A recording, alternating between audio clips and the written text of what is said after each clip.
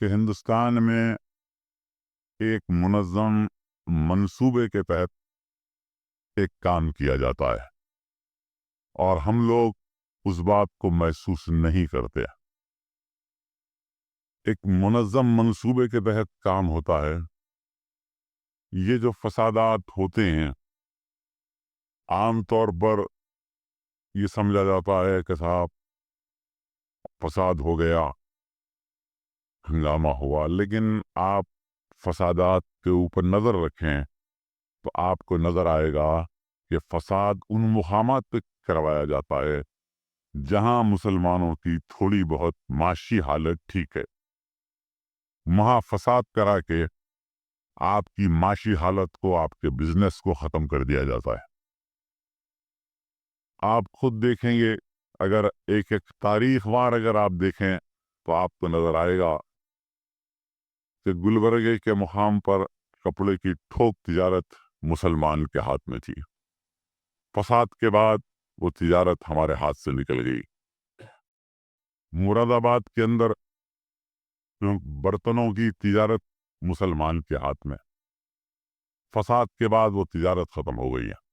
इसी तरीके से बनारस में बनारसी साड़ियों का कारोबार मुसलमानों के हाथ में था। भोपाल वगैरह में पत्ते का, बीड़ी का कारोबार हाथ में था। और अब जो भागलपुर में जो फसाद हुआ है, सिर्फ हम फसाद के ऊपर गौर करते हैं, लेकिन भागलपुर वो मुकाम है जहां यूपी और बिहार में सबसे ज्यादा दौलतमंद लोग रहते थे। रेशम का पूरा कारोबार उनके हाथ में था और अब फसाद के बाद वो कारोबार खत्म कर दिया गया। तो एक मुनज़्ज़म मंसूबे के तहत ये काम किया जा रहा है, लेकिन प्रोपेगेंडा ये किया जाता है कि साहब जुलूस जा रहा था, मुसलमानों ने पत्थर मार दिया, ये, और हम लोग उसको सही समझ जाते हैं। जैसे कि गुजरात में फसाद हुआ तो उस वक्त बूटा सिंह ने पार्लियामेंट में कहा कि पत्थर आए थे, 10 लाख का जुलूस था। क्योंकि मैं वाकिफ था वहाँ के हालात से, मैंने उनसे कहा जहाँ से जुलूस जा रहा था वहाँ कितने मुसलमानों के मकानात थे? तो कहा 15 मकानात थे सिर्फ, और 10 लाख का जुलूस जा रहा है। मैंने कहा मकान में लोग थे? तो कहा नहीं, वो डर के पहले से ही खाली कर दिए थे। तो फिर क्या अजिन्ना पत्थर मार रहे थे? आप बताइए क्या था? आप खुद अंदाजा कर सकते हैं। अगर यहाँ से कोई 10 लाख का जुलूस जाए तो आप में, मेरे में ये जुर्रत हो सकती है कि हम पत्थर मार, हम तो खत्म हो जाएंगे, हमारे बीवी बच्चे। लेकिन ये प्रोपेगेंडा किया जाता है कि साहब फसाद की इब्तिदा मुसलमान ने की, हालांकि खुद पत्थर मारते हैं। तो ये एक मुनज़्ज़म साजिश है।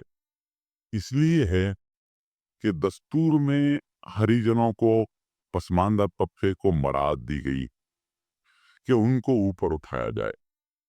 हमें एतराज नहीं है और ज्यादा मराद दी थे, लेकिन सवाल यहाँ पैदा होता है कि जब वो ऊपर उठ जाएंगे तो ये सड़कों पर झाड़ू देने के लिए, घरों में काम काज करने के लिए, होटल में बर्तना मांजने, रक्षा चलाने के लिए कौन होगा?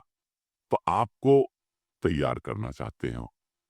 ये एक मंसूबन तरीके से ये काम किया जा रहा है। और इसी तरीके से उर्दू को मिटाने की बात करते हैं। ये क्यों? हालांकि उर्दू कोई मुसलमान की मजहबी जबान तो है नहीं। कुरान अरबी में नाजिल हुआ, उर्दू में नाजिल नहीं हुआ, क्योंकि ये एक मुश्तरका जबान थी और हमने इसको अपनाया। लेकिन आज आप कुरान पढ़ते हैं लेकिन आप समझ नहीं सकते।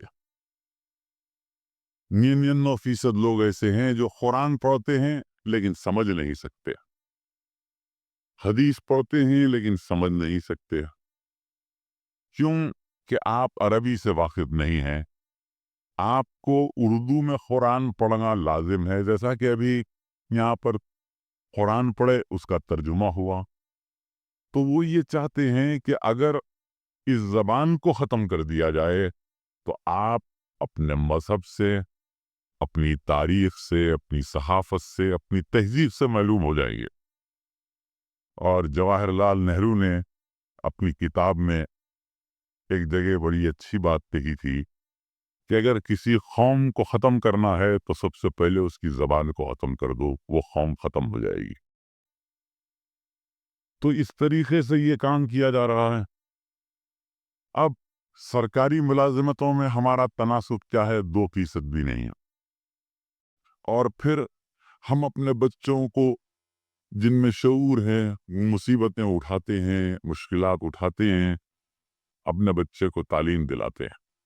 لیکن کبھی آپ بچے کو تعلیم دلاتے ہیں، کبھی آپ جو کورس کے کتابیں ہیں آپ اس کو پڑھ کے دیکھیے تو ایک مخصوص طریقے کے اوپر ہندو مذہب کا پرچار کیا جاتا، مسئلے تناسب کو سمجھایا جاتا ہے۔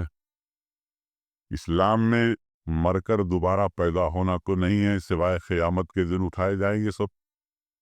یہاں یہ ہے کہ اگر تو برا کام کرے گا تو بندر بنے گا، دوبارہ تیرا جنم ہونے والا ہے۔